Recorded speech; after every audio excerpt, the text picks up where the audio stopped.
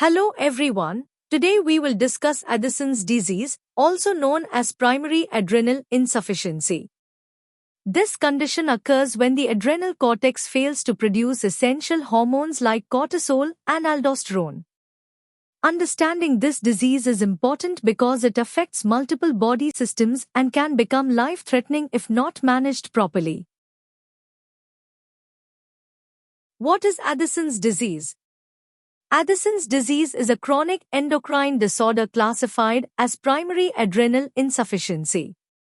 It is characterized by reduced secretion of cortisol and aldosterone. Since these hormones regulate metabolism, blood pressure, and electrolyte balance, their deficiency leads to widespread systemic effects.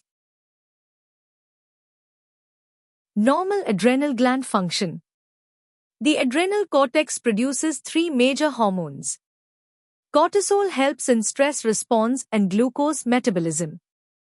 Aldosterone regulates sodium and potassium balance, maintaining blood pressure. These hormones are regulated by ACTH from the pituitary gland. In Addison's disease, this system is disrupted. Causes of Addison's disease. The most common cause of Addison's disease is autoimmune destruction of the adrenal cortex. Other causes include infections like tuberculosis, adrenal hemorrhage, or metastasis. Secondary adrenal insufficiency occurs when there is decreased ACTH production from the pituitary gland. Pathophysiology. In Addison's disease, cortisol deficiency leads to hypoglycemia, fatigue, and poor stress response. Aldosterone deficiency causes sodium loss, potassium retention, and dehydration, resulting in low blood pressure. Increased ACTH also stimulates melanocyte-stimulating hormone, leading to characteristic hyperpigmentation. Clinical features. Patients typically present with chronic fatigue, weakness, and weight loss. Hypertension, especially postural hypertension, is common. Hyperpigmentation is a key sign seen in skin creases and mucous membranes. Patients may also crave salt due to sodium loss. Addisonian crisis. Addisonian crisis is an acute, life-threatening emergency.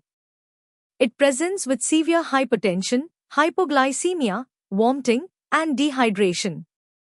It is often triggered by stress, infection, or trauma.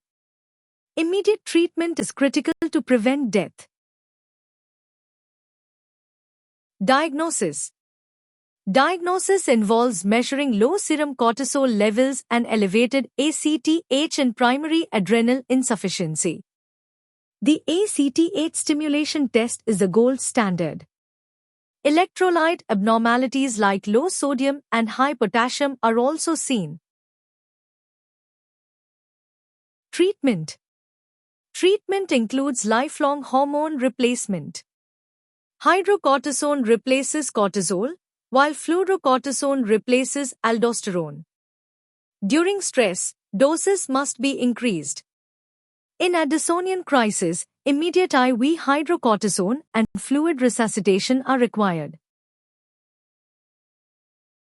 Summary and key concept. To conclude, Addison's disease is a condition of adrenal failure leading to deficiency of cortisol and aldosterone. This results in hypertension, electrolyte imbalance, and hyperpigmentation due to increased ACTH.